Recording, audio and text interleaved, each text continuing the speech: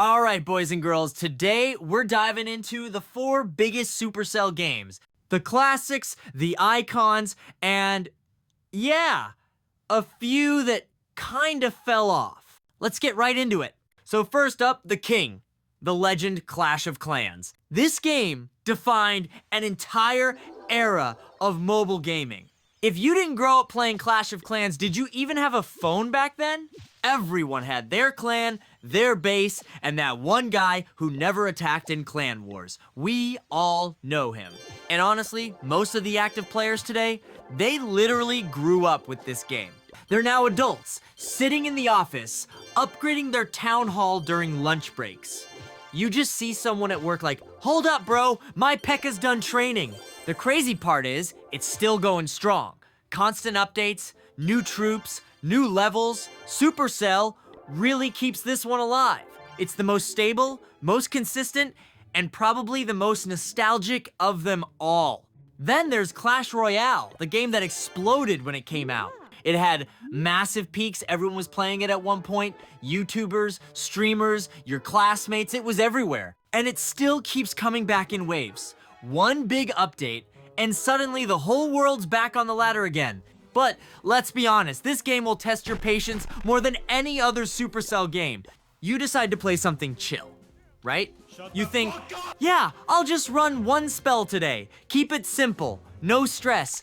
And then the game's like, oh cool, here's 3 logbait players in a row.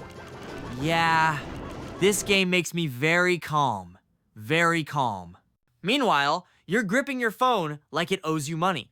That's Clash Royale for you, insane peaks, addictive gameplay, but pure rage fuel when it wants to be. And finally, Brawl Stars. This game came out swinging. When it launched, everyone played it.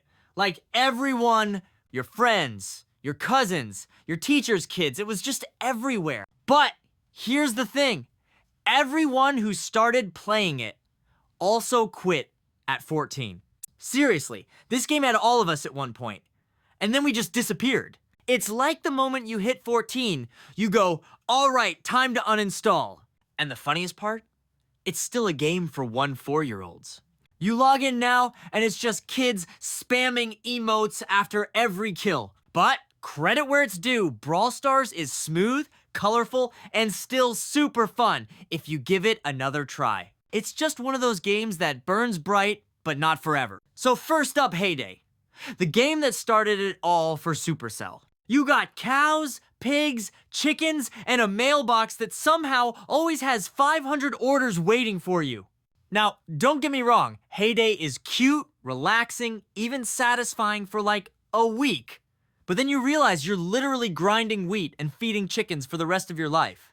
And here's the thing, Heyday got absolutely grinded by moms and older people. Like, every mom on the planet had a level 75 farm. They log in, harvest some carrots, bake a cake, and go, wow, that was productive. It's basically the game for people who love slow-paced, cozy stuff.